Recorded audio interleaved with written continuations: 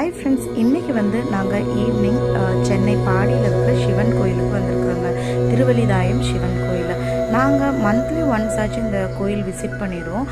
இப்போ ஒரு இடையில ஒரு 2-3 மந்த்ஸ் கேப் ஆகிடுச்சு. அதுக்கப்புறம் இப்போ தான் வந்திருக்கிறோம்.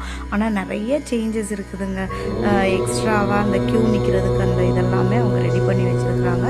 இந்த கோயிலில் முக்கிய தெய்வம் சிவன் திருவல்லீஸ்வரராகவும், பார்வதி அம்மையார் ஜெகதாம்பிகையாகவும் சித்திரீகரிக்கப்படுறாங்க. இந்த கோயில் பரத்வாஜ முனிவரோட தொடர்புடையதுங்க. மீன்ஸ் என்னன்னு பார்த்தீங்கன்னா, அவர் ஒரு கருங்குருவியாக சாபமிடப்பட்டார். அந்த சாபம் நீங்கிறதுக்காக அவர் இங்கே தீர்த்தம் உண்டாக்கி இறைவனை பிரார்த்தித்து அந்த சாபத்திலேருந்து விமோச்சனம் அடைஞ்சிருக்கிறாரு. அது மட்டும் இல்லாமல் இது 1300 வருடம் பழமை மிக்க ஒரு கோயிலுங்க. சென்னை சிட்டிக்குள்ளே இவ்வளோ ஒரு கிராமிய அழகோட அழகான ஒரு கோயில் பார்க்குறது ரொம்பவே சிறப்புங்க.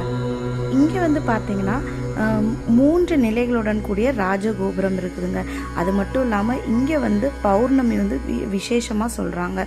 நெக்ஸ்ட்டு என்னன்னு பார்த்தீங்கன்னா, இது ஒரு விமான அமைப்போடு இருக்குங்க. பார்க்குறதுக்கு ஒரு விமான அமைப்பில் இருக்கும்.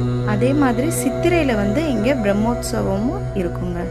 நாங்கள் போன அன்றைக்கி க்ரௌடு கொஞ்சம் ஜாஸ்தியாகவே இருந்ததுங்க.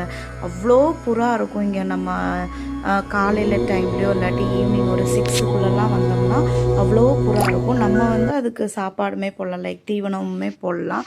இப்போ அந்த ஸ்பேஸை மாற்றி வச்சுருக்குறாங்க. என்ட்ரன்ஸ்லேயே இருக்கும். இப்போ பேக் சைட்லேயும் சைட்லேயுமா மாற்றி வச்சுருக்குறாங்க. நிறைய சேஞ்சஸ் கொண்டு வந்திருக்குறாங்க இந்த 2 மந்த்ஸில். நாங்களும் நல்லா வேண்டிட்டு எல்லாம் சுற்றி பார்த்துட்டு கொஞ்சம் பிரசாதம்லாம் சாப்பிட்டுட்டு அப்படியே கிளம்பியாச்சுங்க. எத்தனை பேர் இந்த கோயிலுக்கு வந்திருக்கிறீங்க? உங்களோட எக்ஸ்பீரியன்ஸ் அண்ட் உங்களோட ஃபீலிங்ஸ் இங்கே வரும்போது எப்படி இருந்துச்சுன்னு எனக்கு கமெண்டில் ஷேர் பண்ணுங்கள். அப்போ எல்லாருக்கும் பாய்.